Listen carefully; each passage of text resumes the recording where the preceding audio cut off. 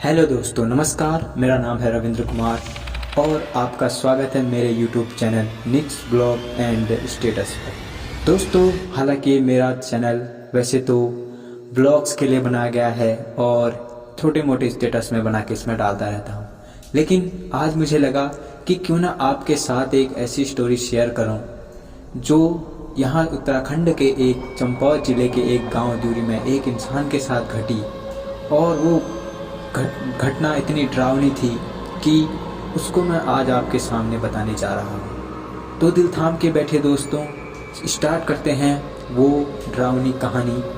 दोस्तों, किस्सा उस समय का है जब त्यूरी में सुविधाओं का अभाव था और उन सुविधाओं के अभाव में लोग पैदल ही आना जाना करते थे। तो दोस्तों, ऐसे ही गांव के लोगों की दिनचर्या आप समझ सकते हैं कि जो गांव के लोग होते हैं, यानी कि जो पहाड़ों में रहते हैं, उनको जो है अपने रोज़मर्रा के कामों के लिए पैदल ही आना जाना करना पड़ता है। तो ऐसे ही राजीव था जो वो क्या करता था कि रोज़ पैदल आता था और रोज़ पैदल। और दोस्तों, पहाड़ों में एक होता है फल जिसे हम काफल के नाम से जानते हैं। तो वो राजीव क्या करता था कि दिन भर पैसे का अभाव था तो अपनी रोजी रोटी चलाने के लिए लोग फलों को तोड़कर बेचने के लिए राजीव को देते थे। और राजीव जो है उन फलों को उठाकर और उन फलों को इकट्ठा करके सुबह ही 4 बजे अंधेरे में निकल जाता था बेचने के लिए।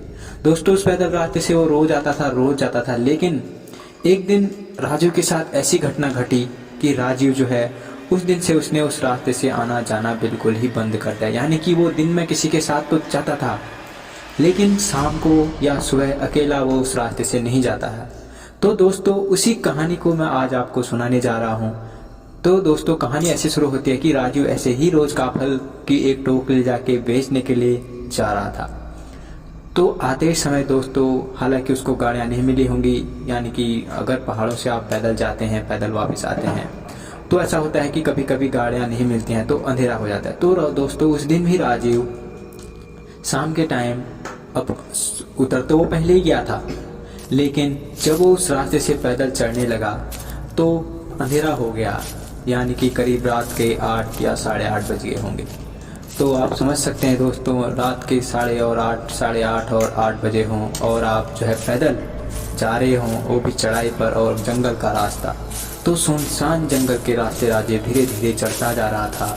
उसने सोचा कि मैं ऐसे ही पैदल चढ़ता जाऊं तो थोड़ी देर बाद अपनी मंजिल पर पहुंच जाऊंगा, यानी कि अपने घर पर पहुंच जाऊंगा। लेकिन दोस्तों, थोड़ा आगे चला, बट दोस्तों उस रास्ते में ऐसा तो कभी होता नहीं था, लेकिन यह कहावत थी कि उस रास्ते में रात के टाइम जो है बुरी आत्माएं, यानी कि लोगों के भूत प्रेत, लोगों की ऐसी कहानियाँ, पता नहीं अब कहानियाँ थी या सच था, लेकिन राजीव को ये कहानियाँ तो सुनी थी राजीव ने, लेकिन वो इन सबको मानता नहीं था। तो उसी बेखौफ राजीव ऐसे बेखौफ होके उस दिन जाता रहा। तो दोस्तों, पैदल चलते चलते अब राजीव थोड़ा रास्ते के बीच में पहुंच गया। तो जब राजीव थोड़ा आगे पहुंचा तो उसको लगा कि आगे सामने एक व्यक्ति बैठा है, जो कि दोस्तों तंबाकू, हाथ में तंबाकू, जब आपको पता होगा लोग तंबाकू खाते हैं, तो तंबाकू बना रहा था। अब राजीव उसके पास तो पहुंचा, बट अनजान था, सुनसान रास्ता था, तो राजीव ने उसके सामने पहुंचकर उसको टोका नहीं। अब राजीव को ये लगा कहीं वो नीचे को ना जा रहा हो। तो दोस्तों, राजीव थोड़ा आगे पहुंचा और खुद उस व्यक्ति ने ही राजीव को टोका, ओ भाई साहब, कहाँ जा रहे हैं आप? तो दोस्तों, राजीव पीछे मुड़ा। जैसे ही वो धीरे धीरे पीछे मुड़ा तो वो आदमी बिल्कुल उसके सामने आ चुका था, एकदम उसके पीठ के पीछे आ गया था। अब उसने कहा, भाई मैं भी ऊपर तक आ रहा था, क्या हम दोनों साथ चलें? तो राजीव को भी लगा कि नॉर्मल आदमी है तो उसके साथ चल देना चाहिए। तो राजीव ने कहा, ठीक है भाई साहब, अब आप हैं तो चले, दोनों साथ चलते हैं। दोस्तों, धीरे धीरे रास्ता कट होता गया। तो दोस्तों, ऊपर जब राजीव पहुंचा तो एक जगह पर एक पुल पड़ता है। दोस्तों, पहाड़ों में गधेरे होते हैं, उसमें जो है पानी बहुत होता, तो उस पर पुराने टाइम पे ही पुल बना दिया गया था। उसके बाद दोस्तों ऊपर उधर मंदिर है। तो दोस्तों, राजीव जब आगे को चलता गया तो करीब आधा घंटा जब वो चले, आधा घंटा चलने के बाद उस व्यक्ति ने उससे साथ गप्पे मारे, यानी कि वह उसका हाल चाल पूछने लगा और सब कुछ पूछते पूछते रहा। अब राजीव को ये जरा भी एहसास नहीं हुआ कि उसके साथ कौन चल रहा है, कौन उसके साथ चल रहा है, कौन उसके साथ बातें कर रहा है। राजीव, क्योंकि राजीव उसको कभी मिला नहीं था, तो राजीव ने सोचा ये हमारे गांव में जा रहा है तो किसी का रिश्तेदार होगा। तो राजीव को तो साथ चाहिए था, जो उसको मिल चुका था तो उसके साथ चलने लगा। जब धीरे धीरे आगे बढ़े तो जब मंदिर के पास पहुंचने वाले थे, जहां पर वो मंदिर था, तो उस मंदिर के थोड़ा नीचे उस आदमी ने राजीव से कहा, भाई साहब अपना फ़ोन देंगे, मेरे को घर में एक कॉल करके बताना है कि मैं पहुंच गया हूं। तो राजीव ने भी कहा, क्यों नहीं सर, मैं आपको दे देता हूं फ़ोन, लीजिए बात कीजिए। तो जैसे ही राजीव ने अपना फ़ोन अपनी जेब से निकाला और उस व्यक्ति ने अपना हाथ ऐसे आगे किया, और जब राजीव ने उसके हाथ पे वो फ़ोन रखा तो फ़ोन सीधा हाथ के आर पार, यानी कि हाथ के आर पार नीचे, सीधा नीचे गिर गया। अब उस समय राजीव का दिमाग एकदम सुन्न हो गया था, उसको समझ में नहीं आ रहा था क्या करूं, इधर भागूं उधर जाऊं।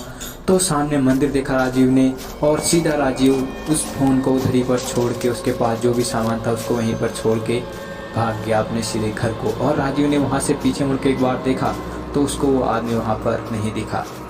तो दोस्तों ऐसे ही भागते भागते राजीव चला गया अपने घर, और उस दिन के बाद राजीव भी यकीन करने लग गया कि उस रास्ते में ऐसा कुछ न कुछ डरावना है, जो लोगों को आधी रात में आने पर डराता है या लोगों को बहकाने की कोशिश करता है।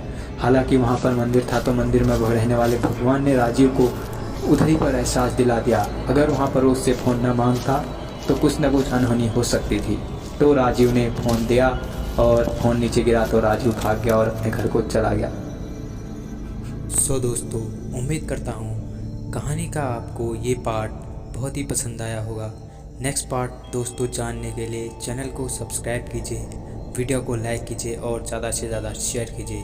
और दोस्तों सुनिए नेक्स्ट पार्ट में क्या हुआ, क्या राजीव ने उसके साथ हुई घटना का जायज़ा लिया या फिर अगले दिन जाकर उसने उस चीज़ का पता किया। इस चीज़ को जानने के लिए दोस्तों मिलते हैं हम आपको अब सीधे नेक्स्ट पार्ट के साथ। तब तक के लिए thank you so much for listening and stay safe and take care.